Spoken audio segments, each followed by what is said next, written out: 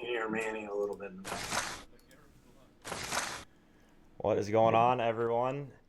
Have a very, very, very special guest with you for you guys today. He is I'd love to say my star pupil, but I really can't take much credit for what Chad has been able to do with Showdown this year. But I figured it'd be really cool to bring you guys in on like what one of our coaching sessions is like. We meet once a week. Parts of the year we're meeting twice a week with our boy Nolfan, big supporter. Both of you guys, obviously, big supporters of what I've been trying to do here. So I thought it'd be really cool to bring you on specifically for like a really small slate, because one thing that we identified really like very early on is how good you were at really digging deep into what some of these teams are. And man, we'll talk about your win at some point. But Chad, how are you, man?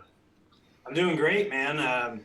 Been a short week for me. Had a quick anniversary trip with the missus, and so coming back, trying to catch up on work, and then thankfully a shorter NFL slate this week. A lot less research needed. So, yeah, just trying to get back in a rhythm. Winning 2 weeks ago was great. Lost this last week, so I'm ready to get back on the board this week. Yeah, man. It's trust me, we won't give away much of the goods. I know that there's a lot of stuff out there that we're gonna keep close tightly to our vest. But I definitely want to touch a little bit on your big week a couple weeks ago. I want to know number one, or I mean, I do know how it happened, but I want to hear from you. How many McKissick teams did you have? Like, walk us through like that part of the sweat, because obviously when he scores, like you have your core is obviously doing very well, but you're just hoping that one of your differentiators kind of pops at that point, right? Yeah, it was kind of all over. I was excited at the end of the third. I had another team, believe it or not, that was solo number one at one point.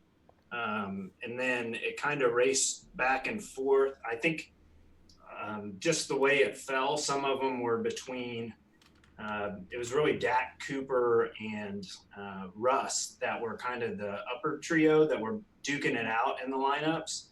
And then just depending on that, you had your with 150 your rotation of guys. I think I didn't really have a lot of McKissick. I think I only had two McKissick lineups if I remember Yeah. right. So I couldn't find, like, I was, when the score happened, I was digging through trying to find out even where it was, and I didn't see it until it popped up to the very top, and I was like, holy smokes. So I had the second place lineup, so don't feel too bad if you got cheated on the last score. But I would have done well, but not as near as well without the touchdown. So that's kind of the short slate dirt you got to be willing to get a little dirty on short slates. It's so funny, man. So in the Discord that night, like for those of you that don't know, like what we're talking about is Chad's 100K win on Showdown.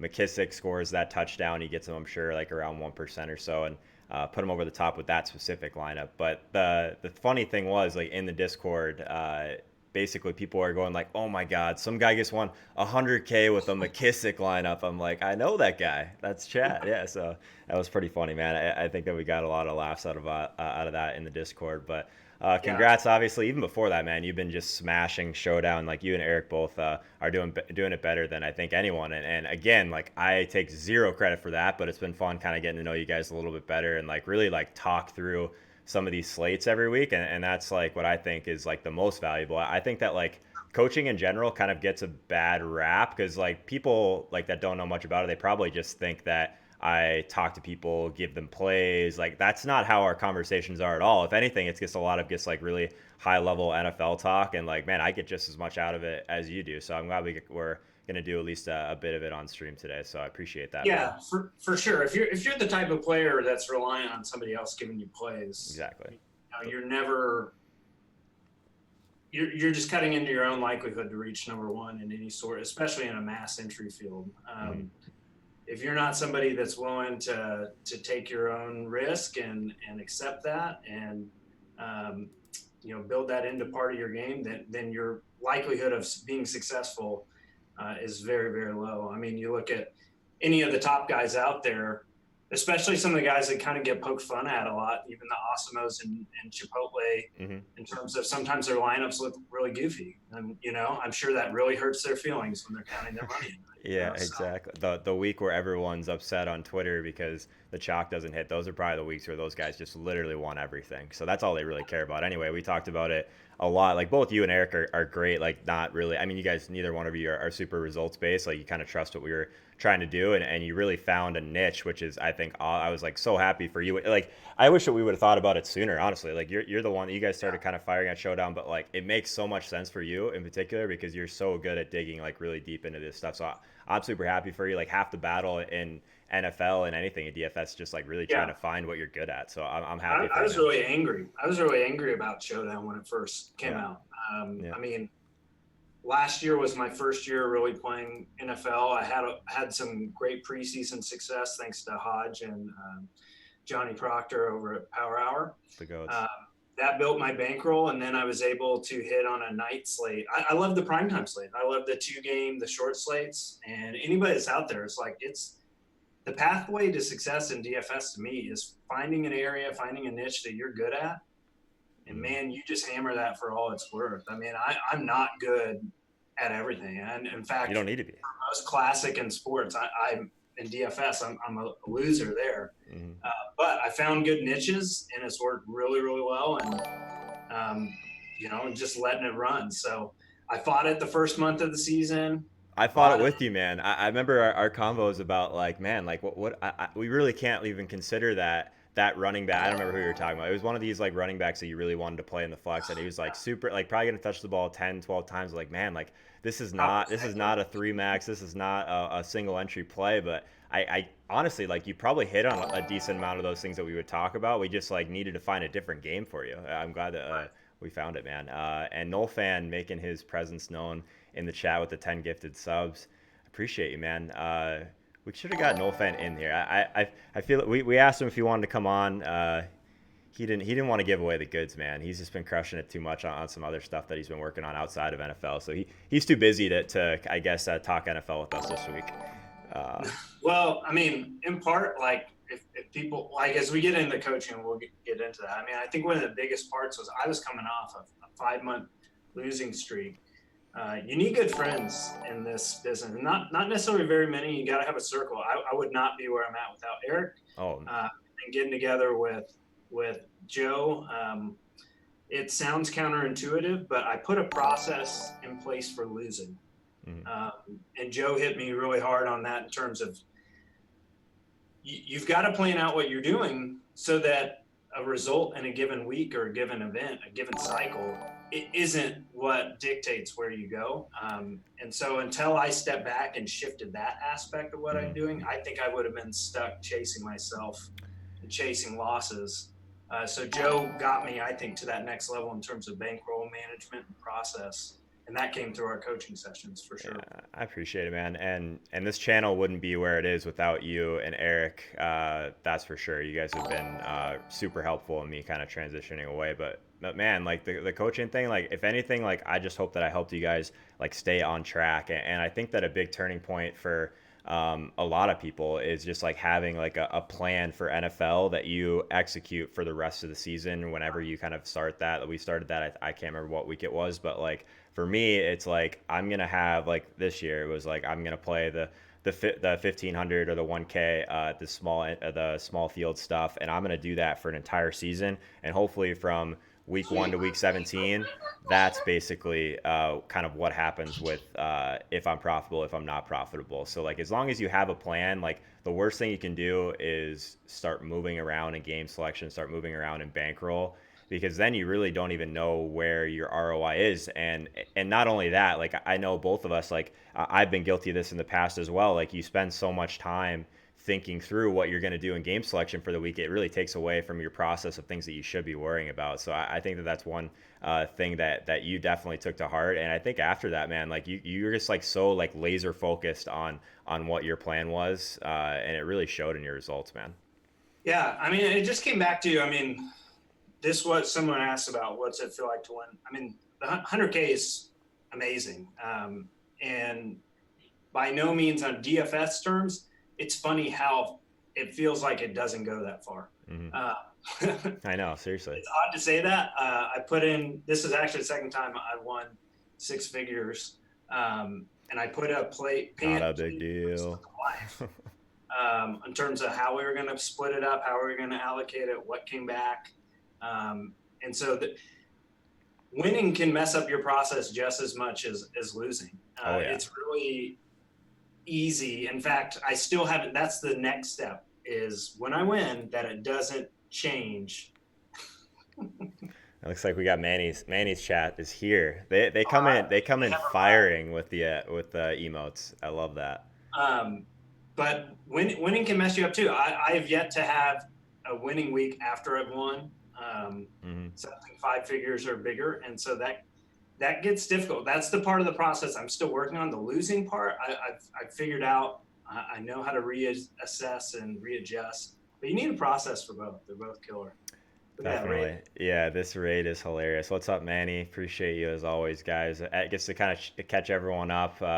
This is my star pupil, Chad Counts, that I honestly can't take like literally any credit for the success that he's had. One of the best guys that there is in Showdown. But like the thing that I wanted to do is just like go through, I mean, like what a week is like for us when we go through the slate. And there's only 2 games, so it won't be probably a super long stream, but I definitely wanted to have Chad on at some point, specifically for like one of these really small slates because he's so strong at kind of sifting through some of the really minute things that happen in the game of football. So yeah, man, like one of the biggest things too, and I see this all the time, is like people finally have like their first big hit. And I'm guilty of this too. My first big hit ever, like I think the next thing that came around was like the Masters. I'd never played golf before, just like fired at the Masters, like max entered 150 teams, like for no reason.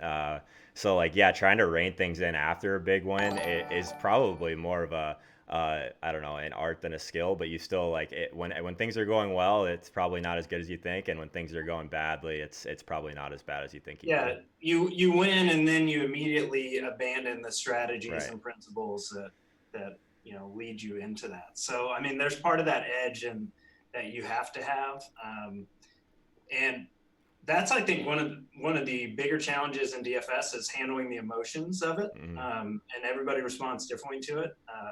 So for sure, if you're just chasing emotions, like my biggest losing streak came immediately after my first big win. Yeah. I won 100,000, and then I lost 5 straight months, which anybody who's played a lot of DFS knows how expensive 5 losing months in a row can be. Yeah. Almost quit. If it would have been for Eric or other people, I probably would have. So you gotta roll with it. You gotta know how to handle success. I've done much better the second time around of figuring out how to handle those winning moments for sure. Yeah, So. shout out the Power Hour guys, Hodge Proctor, for kind of putting us in contact. And man, I really enjoyed getting to know both you and Eric this year. Eric is a very strong-minded person, but he's like so sharp in ways that like I can't even comprehend at times the way that he uses data. But you guys balance each other out somewhat as a team so well because you're very in control of your emotions and very disciplined, I feel like, in a lot of ways. So like you guys are like the perfect tandem, and I think that like a lot of times, like everyone's kind of got their group of people that they talk to on Sunday mornings.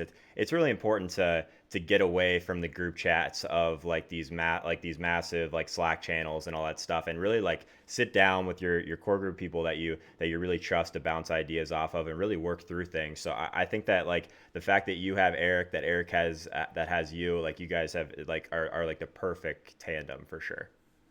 Yeah, I mean, Eric's huge, and sometimes even we struggle through helping each other. There's sometimes where he comes up with an idea, Mm-hmm. and I'm not ready for it yet, or I chase it and I immediately lose a little bit or leak a little bit of money there. So, but through we kind of got together through golf. He's great help. We push each other, we challenge each other. When I do something dumb, he challenges me on it. So.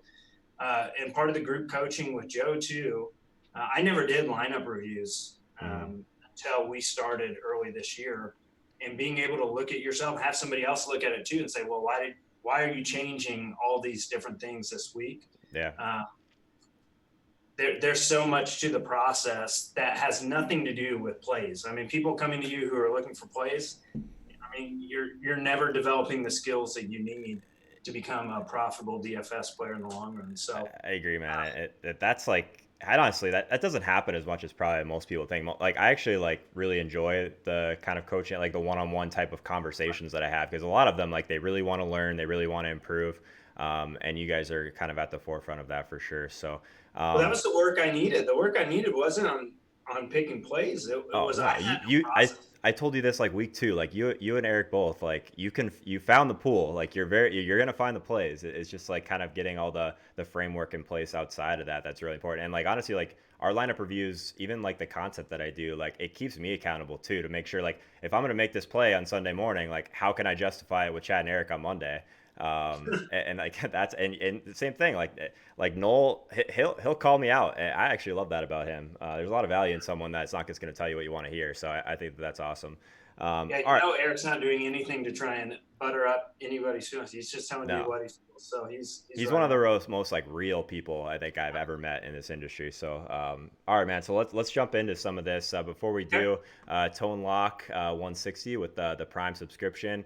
Guys, always want to remind you, if you have an Amazon Prime account, you automatically have a Twitch Prime subscription. So just make sure you're kind of taking advantage of that. Whether it's with myself, use it with Manny, use it with Hodge, any of us. It's the best way to kind of take advantage of this Twitch thing, but really support us and do it for free. So let's jump into the games, man. So the first thing that kind of stood out to me right away is originally I was kind of hoping these games would be reversed. I was hoping we'd have the Superdome game second on this shorter slate, but it's an interesting one, man. I think that one of the things that we spend a lot of time on, you and I, is like game environment. So pretty similar to like what some of the streams are like. Is really looking at some of the pace type things and really looking at offensive line versus defensive line. And one thing that like really stood out to me right away is there's really not a big discrepancy at the line of scrimmage this week. The one thing that really stood out to me was that there's basically one team left that doesn't pressure a ton, and it's New England. And they just so happen to be facing probably the best quarterback in the league this year while not under pressure in Patrick Mahomes. So I've set the offensive line versus defensive line metrics to basically the same for everyone but Mahomes. It's pretty far and away the best matchup at the line in favor of him. So definitely considering him for sure. But I think the best way to kind of go about doing this, Chad, is let's just go kind of game by game, or at least start with the first game. So if we're just looking at the Rams and Saints in the Superdome, there's definitely a lot to talk about with some of these players. But if you're playing the 2-game slate, which is what we're probably going to spend the majority of time talking about today, was your first inclination like to be underweight or overweight on this spot? On the first game, Yeah. I don't know. I think it's an interesting slate overall because most 2-gamers are almost always pretty clearly divided in terms of where ownership's going to go. Mm-hmm. And here you have 4 teams that are all from 26.5 to 30-point team totals by themselves. So I think this is almost a week where, in some ways, you can pretty much tune out ownership. And if you have a conviction on a team or a situation that you really like, you can just hammer it. There's no reason not to shove kind of all in and either in one game or one team. I think the biggest mistake people will make on a 2-game slate like this is you're trying to cover all your bases. I mean, I can't predict which of these 4 teams is going to go crazy, but you might be able to find certain situations you like.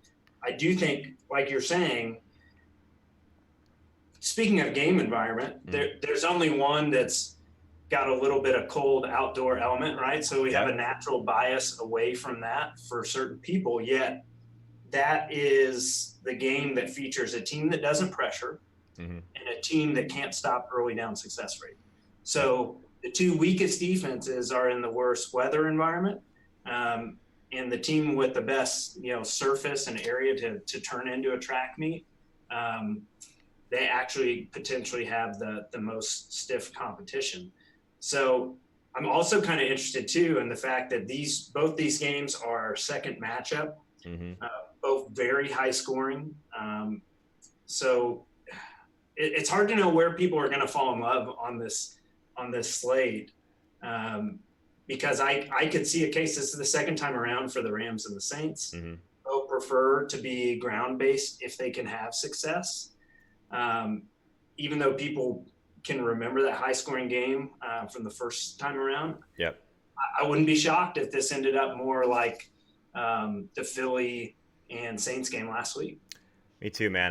My first kind of inclination on this game was that it's going to be totally different than the first time around. I believe this was the game that Cooper Kupp got injured in, and like this Rams team has been a lot different without Kupp. Obviously, we know how strong the New Orleans kind of has been against the run, so that's like really the only like massive kind of pass funnel that we have in favor like towards Jared Goff. So you basically have to make up your mind about what you're going to do with Todd Gurley in this situation with what CJ Anderson has been able to do to kind of dig into his production. Like we talk a lot about running backs and which situations like have kind of that dual eligibility as far as like how they're going to see their touches. We don't have like a massive touch guy. I feel like but Gurley at 7,500 is still somewhat interesting. I'm a little bit hesitant there as well, just because it's such a tough matchup against New Orleans. So like one of the things that you mentioned very early on this year was that Gurley's best games haven't really come in these shootouts. So if you really think that this game is going to shoot out, I think that that's something you have to take into consideration with Gurley as well. But is that something you've been thinking about? Yeah, it's the contrarian in me wants to just completely fire at Gurley again. Mm-hmm. It was just stunning and so infuriating last week to watch CJ Jerome Bettis 2.0 just Gurley do all the grunt work and then have the prize taken away from him. I don't envision at all that the Rams are going to be able to just matriculate down the field like they did last week. Mm-hmm. I think they're going to have to be more explosive this week, just because I think the Saints are going to be much harder to have sustained drives against. Yeah. In that case, in that way, it makes me like Gurley a little bit more, because if they're getting down there through the air, Mm-hmm. there's a lot more likelihood that he can stay on the field to finish the drive. The Yep. challenge with that, though, is I think Peyton's found a goal line back, which who knew that Todd Gurley is the reason why the red zone troubles exist. But It's crazy. that seems to be their thinking. So we only have one game to kind of base that off of. But I would think you're going to get Todd Gurley under 8,000 at very, very low ownership.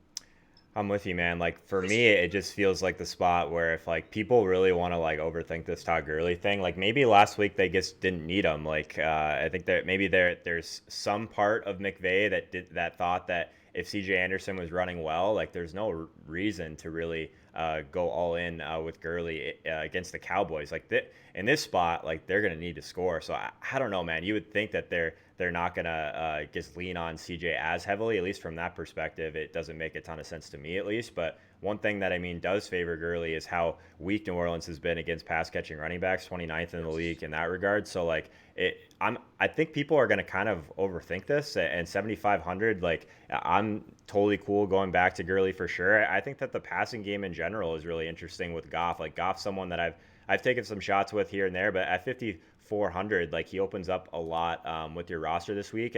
And shout out Eric. One thing that he's mentioned a ton this year is how New Orleans is susceptible to the deep ball. They're the worst team in the league at defending the deep ball. So like I'm kind of interested in Brandon Cooks a little bit of revenge factor there at 5,300.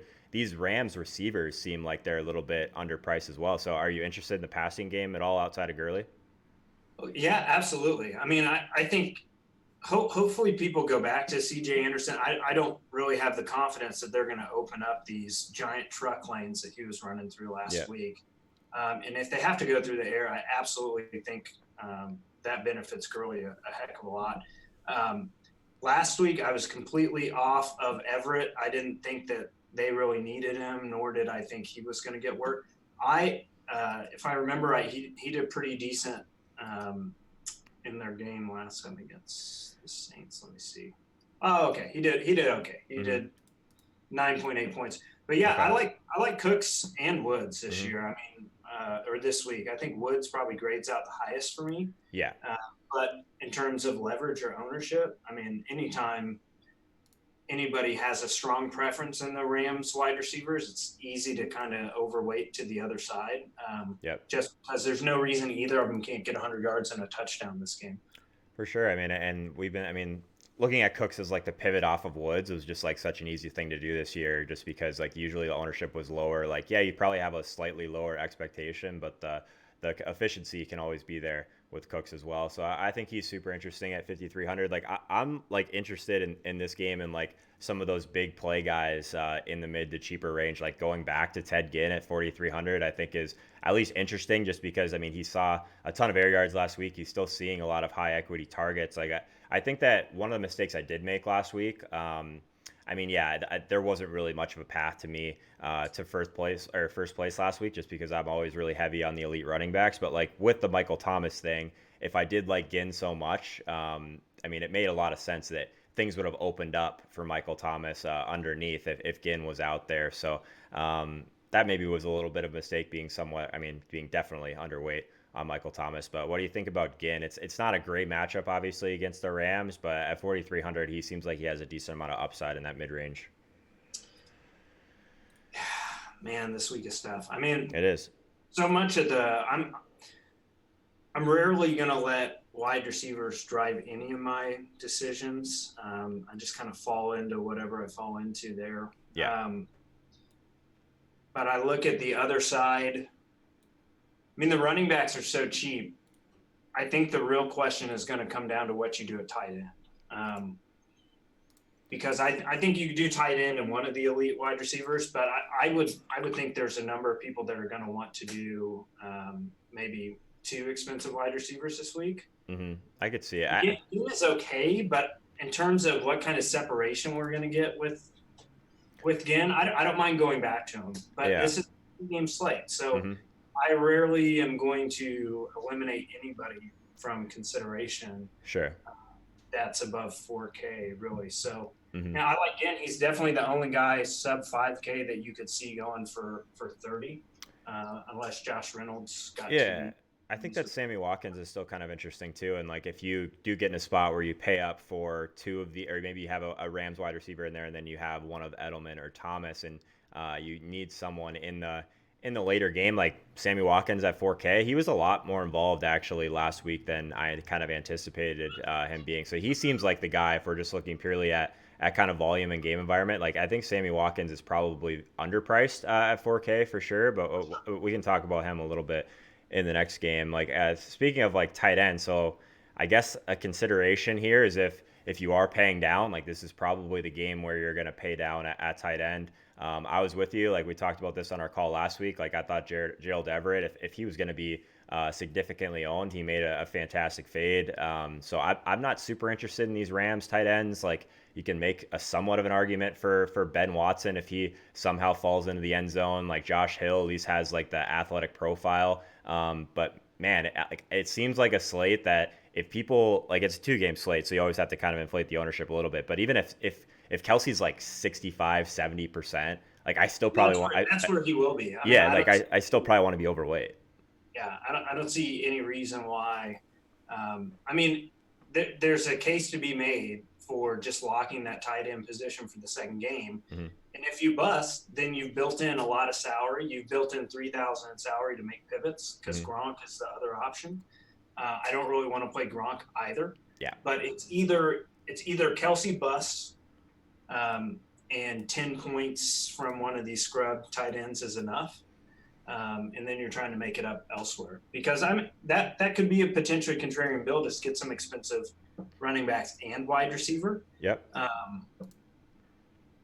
But man, it's risky. It's definitely scary to go away from Kelsey. It is, sure. Man. Like I don't know. I think that if you're in a situation like I'm with you on Gronk, man. Like I think at 4,100, I'd rather just like sprinkle these like really cheap guys if I end up playing some more MME this week, and then just being overweight on Kelsey and like completely taking Gronk out of my player pool and just not kind of messing around with that mid range. Just let people soak up that ownership, and hopefully he just does what he's done most of the year in that regard. So so I guess we should probably talk a little bit about New Orleans as well. Like what I always end up underweight on these like really expensive wide receivers, but this slate, like you can kind of do whatever you want with salary based on like with the pricing of like Kamara at 6,500. I think Kamara is probably one of my favorite plays on the entire slate. I know they've been pretty strong against running backs in the passing game, but like 6,500 for him seems like a great spot. I mean, if we're gonna downgrade Gurley's touch share even a little bit, I think that Kamara is probably right there on like a touch per dollar kind of perspective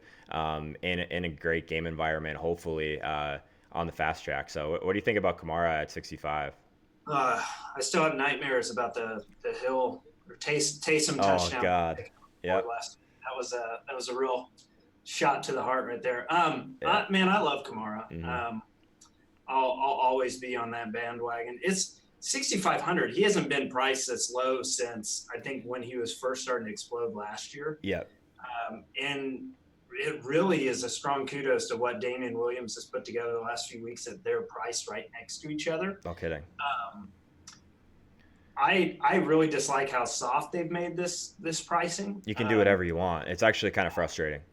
Yeah, that it's going to be easy to just muddle it up here. I mean, I think regardless, if you try and toe the middle here and get a little bit of everything, you're wrong either way. Yep. One of the things I've learned from us this week is when I'm right, I want to win. And I don't want to be part right and not right enough to where I can capitalize on it with my other permutations and options. Yep. And I like Kamara. I think this is a chance that this thing shoots out. His usage has been a little bit spotty, but when they need him, when they're really in a dogfight, or he's kind of the opposite of Gurley. If the Rams feel like they can house somebody, they don't lean on Gurley very much. Yep. When they can bludgeon somebody, when they can bludgeon somebody, they lean on Gurley a lot. Yep. But if it's back and forth, like they're totally content not really going to him. Like they're content spreading it around. Man, like that's exactly what I was gonna say with Kamara. Because like if this game shoots out, if you're picking one between those guys, like I think Kamara is the guy that has more upside if this game is shooting out. So like we'll talk about this after we get through both games. It's but a $1,700 difference massive. Between Michael Thomas and Kamara. I mean, that's nuts. Like he has a higher ceiling than Thomas does and just slightly less projection. So I love Michael Thomas, but goodness, I mean, he needs to repeat what he did last week to be worth that 8,200.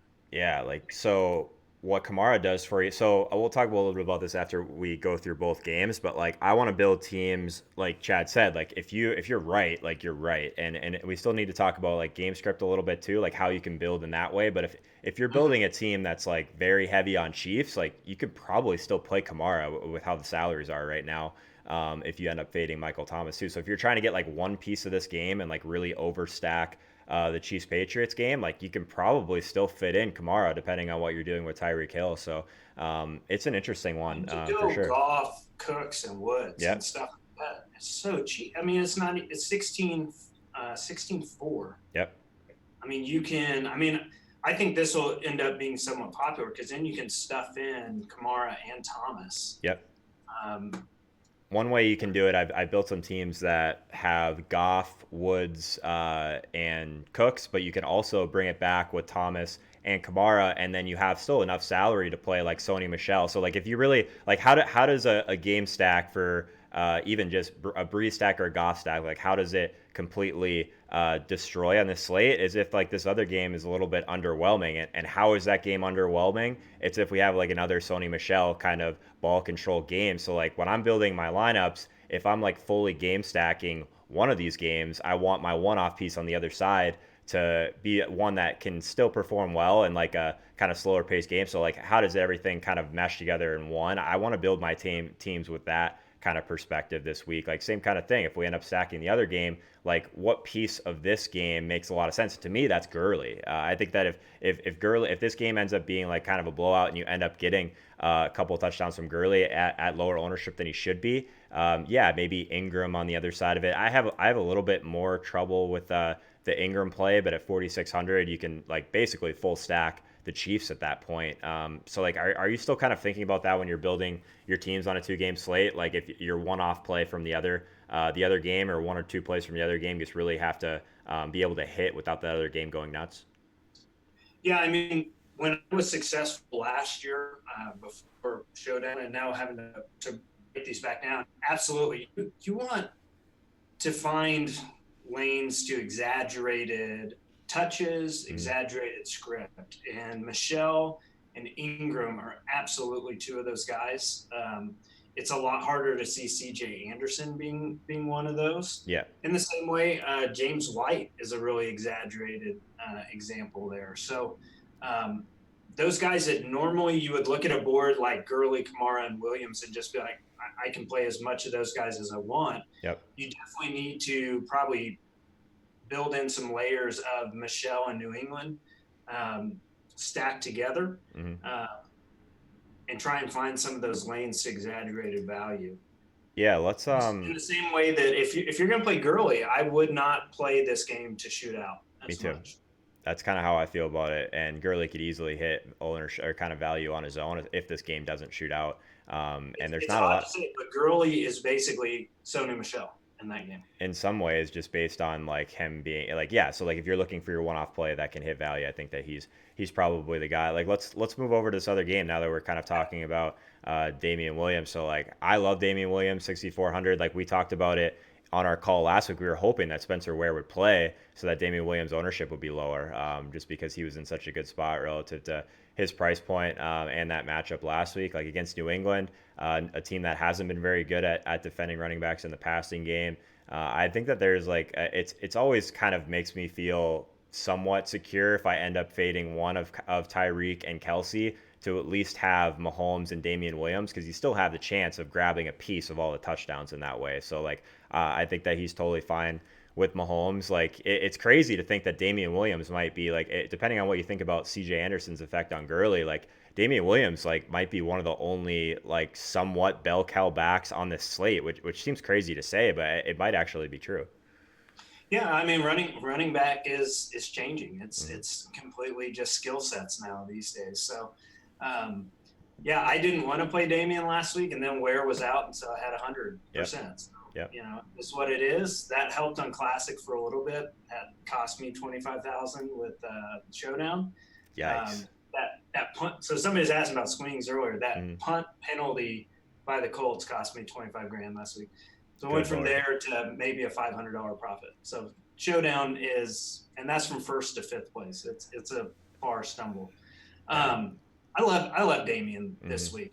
I mean, athletic guys attacking the Patriots linebackers has been a spot that you love all week, or sorry, all season. And so getting a chance to load him up. If Ware's back, yeah, there's probably a little bit of concern there. Although if it ain't broke, don't Right. fix it. I mean, if people kind of want to talk themselves out of it, I'm fine there. But let's see. Yeah, I mean, I think that he's super interesting. I have him on my main team right now that I have built. I think that that's the piece of this game that makes a lot of sense, even with Mahomes. So it's kind of funny too. Like you mentioned, like the swings and showdown. Like every single time in the Discord where some like random guy catches a touchdown, he's like, "Oh, Chad probably won 100K again." Because everyone just assumes you have them at some point. It's kind of funny because you always have like those guys kind of Smoke and sprinkled in. mirrors, man. You got to make sure you people think you have everybody. I Well, mean, yeah. I won my first big tournament was off of Andre Ellington Vulture of Adrian Peterson. So I'll always have a place in my heart for backup running backs because they totally screw everybody Yeah. when touchdown from those guys. So I So mean, there's some of that here this week. I mean, Rex was somebody I was interested in last week. It blew out enough; he got a little bit of value. But the two New England backs, man, it always feels like you've got to get the New England backs right to win any slate that they're on. it does. Those guys swing so much value, and they really have the touchdown equity, which is why I almost never play New England wide receivers, just because.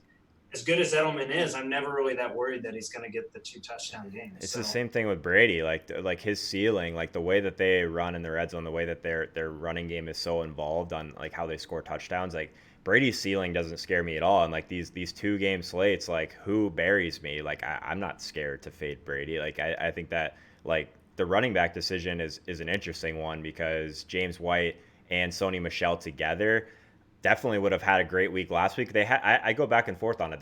They have 2 very distinct roles that probably don't cannibalize each other a ton, to be honest. Like White can get his and Sony can still get his as well.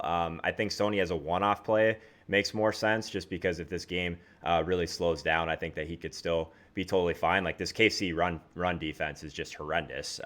So I think that Sony, like I hate playing these guys, but like I hate playing these guys when there's like elite options we can pay up for. And this is like if you're really gonna kind of play the game of like, yeah, you could play Kamara, play Gurley together, Damian, like those are the 3 core guys that I'll have the most of. But if you are fading one of those guys, like you want game script, a type of guy where like you can tell yourself a story that Sony has a big game. So what do you think about Sony and White together? I don't know. I kind of go back and forth on that, but I mean it's a lineup that would have done really well last week, of course. Yeah, I like to talk about on these 2 games. You're looking for angles that are basically the optimal suboptimal play, Mm-hmm. Yep. right? If one thing that Manny's been incredibly helpful to get me back into is, okay, how does lineup construction naturally take place this week? And I think it's pretty easy to plug in Kamara, Damian Williams, Kelsey, and Michael Thomas. I mean, Yep. I think those are going to be the core starting points of everybody. So one of the things you should be looking for, even if it's ugly or suboptimal, like Michelle and White together, that was great last week. You knew going into that game with the Chargers having to roll out. It wasn't even like people were giving them credit for the 7 defensive back package.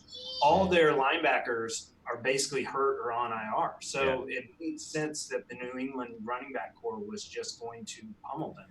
Now this week, that's a little bit different. New England does everything on a week-by-week basis. Could New England fall behind Kansas City? Yeah. Absolutely. That brings James White plenty of life. Could they have some edge in this game and then fall behind?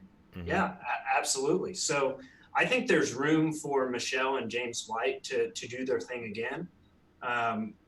Now, if people are expecting the same result as last week with time of possession, everything they got, no, I don't see that same level of ceiling there where both of them can go crazy. But you're looking for something that could go wrong on this slate that's plausible. That's it. That's all you're looking for. Yep. And if you see a script where Michelle and White go together, build around that. Set your pool to it. Build your 20 lineups based off that and go.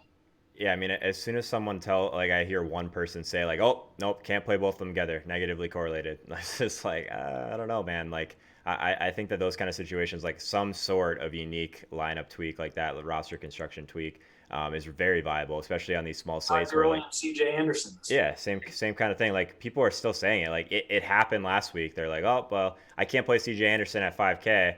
Like it totally depends on what type of tournament you're in, like how big it is, how big the field is. You got to get kind of weird to make some of those things work at times. So yeah, like not going to be a core play for me by any means, but doing those type of things, let's just like think literally at the running back position by touches. How can I kind of get the most touches on this slate? And like combinations with CJ Anderson and Gurley, combinations with Ingram and Kamara, like it could break your way and you end up getting a ton of touches in those games. And a lot of people are kind of messing around with some of these wide receivers at the high end. Like I agree with you, like on Edelman, like I had some Edelman last week, not enough obviously, but I mean, that's got to be like his ceiling game, right? Like, I mean, he's not a guy that I'm like terrified that's gonna have like a 2 touchdown performance or anything like that. So he's at like a weird price point for me because I would rather, if I'm paying all the way up, like I want like slate breaking upside, like Tyreek Hill with Mahomes, with Kelsey, that sort of thing. So yeah, well, Edelman's a tough one. He's one of those where, I mean, it's almost just a principle thing. That, in my opinion, and I could turn out to be wrong, could be hubris on my part, but I'm not gonna pay in that range for his skill set. Yeah. Now he's a lot cheaper. 6,600 is not that bad. Right. I don't see a different wide receiver I see a higher ceiling or equal ceiling with Woods and Cook. Even Ginn, I think, has as high of a ceiling as Edelman. So I have a big problem with that. So I'm always going to be a little bit anti-Edelman, although I think he's for cash, obviously. For his price, his projection makes a lot of sense for that game environment. But I think a lot of what you're spending, I mean, you're going to be in some ways choosing potentially between Edelman and Kelsey on that second. Or you're going full game stack and you're ignoring Gurley, Thomas, or Kamara. Right? Yeah, and I mean the opportunity cost at tight end, like to play Edelman over one of these other guys when you're giving up Kelsey, like that doesn't make a lot of sense to me on like a core team. Like this could easily be one of those games. Like what does KC do well at the line of scrimmage? Like they pressure extremely well. So like the game plan could be somewhat similar for Brady. Just like if he's feeling pressure, check down to James White, and then they're just going to run it down your throat. That's another way to avoid pressure, right? This isn't soft zone coverage, right? That's what the Chargers do, and I mean the Chargers are somewhat. They've got to find a solution to that. They box themselves in the corner with that soft zone, and if they're not going to change, then they're never going to beat the Patriots. Which I mean, that's their call. But the Chiefs, completely different matchup here. Yeah. I mean, if Brady's got to go away from pressure, which So it's either going to be Michelle via the run, or it's going to be White via the Yep. pass, in my opinion. It's like two ways to, I mean, to kind of get away from that pressure. You either run it down your throat or Brady gets it out quick. I mean, it could be very similar in that way, even though it's two very different defenses. I definitely agree with you there. Is there another like? So to me, it's Edelman as kind of the safe piece of that offense, but then it's the running backs. But like, is there another one of these guys that you think is even like in play for sprinkling on the 2 game slate? Like Patterson, I'm always at least somewhat intrigued by him because he's a guy that can hit value on one play.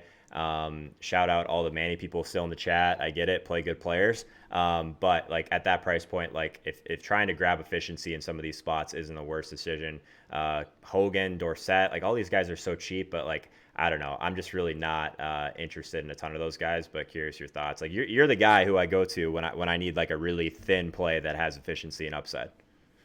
Let me see if I can find something on the KC defense here. Yeah, like where are they kind of getting beat down the field? I'll let you kind of look at that. But yeah, outside of that, the Patriots guys, like I mentioned, Sammy Watkins at 4K is a guy that I'm super interested in. Just because if you are looking for some savings, more or less, I would rather pay down at wide receiver if I can in order to get up to Damian, Kamara, Gurley, those type of cores. Um, but yeah, what do you think about I guess some of the cheaper wide receivers in this game? Yeah, I mean, one thing to note last week, and I think this has been true of the whole playoffs, is the salary's been so soft. I mean, if you want to do something and give yourself an artificial cap of like 49.5, I'm looking at it takes me all the way to, what is this, the 27th spot to find somebody that even spent 49.8 last week. And whether that's due to pivots or people intentionally going under, I definitely think that this is not a point per dollar slate. Yeah. You can go so many different directions. Don't fool yourself into thinking jamming in the most point per dollar. You're going to have to find that opportunity that's ugly and under-owned here. And certainly Dorsett, Hogan, Patterson, if everyone's going to be pushing on Michelle and Edelman on that end of things for the Patriots, those are the guys I want. Those are the guys I want exposure to, and I'm probably not going to go crazy there. But any of those guys could get a decent amount of yardage and a touchdown that opens up or changes this game. Yeah, man. Depth-wise, I mean, you can definitely attack KC deep.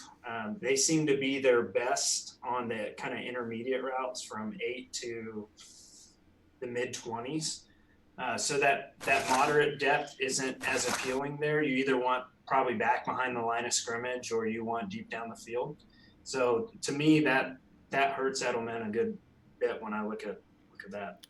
For sure. All right, man. I think that's a pretty good spot to end it for today. I think we covered a lot for the 2 game slate. But man, I appreciate you being with us. I think it was really really a lot of fun to bring you on for one of these type of slates in particular. So just want to let you know, appreciate Eric, and just wanted to at least give you the opportunity and the platform to talk a little bit more because like man, like I'm so proud of how far you've came this year in a short time. But man, I'm just pumped that you found Showdown, man. It's perfect for your skill set, and I know you're going to continue to crush it. Yeah, I think I've come through the other side. I feel much more. I don't know where the line is between being a pro or not, but I definitely feel through the other side of having kind of a process, and it's more than just a hobby. And if you guys, I mean, if you're looking to develop your skills in this, take this more seriously, and you look at what you're investing on a weekly basis. Having someone like Joe and his rate is incredibly reasonable. I mean, you look at what you're investing, you might as well clean up your process and figure out what's repeatable and what works for you. It might not be Showdown, might be classic, might be something different for my skill set, but some of the processes, habits, and the things that you need to develop, 100%. If you don't have somebody to help you with that right now, you need to talk with Joe about it. Because I don't know anybody that's successful in the long run that doesn't have those habits or those processes. So thanks for joining us, guys. Were there any questions we missed? Do we want to hit? Yeah, we can jump through a couple here. Let's get a few here. There's a couple at the top that people were kind of asking about, just in particular, like Showdown stuff. I want to make sure that we're not gonna give up too much of the goods. Maybe we'll do a separate Showdown show with you at some point. But man, I think if we covered Cordero Patterson, we're probably just about good. So I appreciate the kind words, man. Yeah, like coaching and just the one-on-one stuff, like in general, is like so much fun for me. Like I got more like excitement out of your big win than like any of the sweats that I had this year. So Yeah. I appreciate you, man. But let's get you out of here. All Okay. right, guys, I'll be here on Sunday morning. Not sure who the guest's going to be. Not sure if it's going to be just me. Had some scheduling stuff happen this morning that we're going to work through. But jump in the Discord. I'll definitely be updating you guys as soon as possible on the schedule for the rest of the week. I'll be at FSTA. Shout out Manny. Shout out Proctor. We'll get to kind of decompress a little bit from this NFL season. And all right, guys, I'll see you on Sunday. Good talk. See you out there. Thanks, everybody.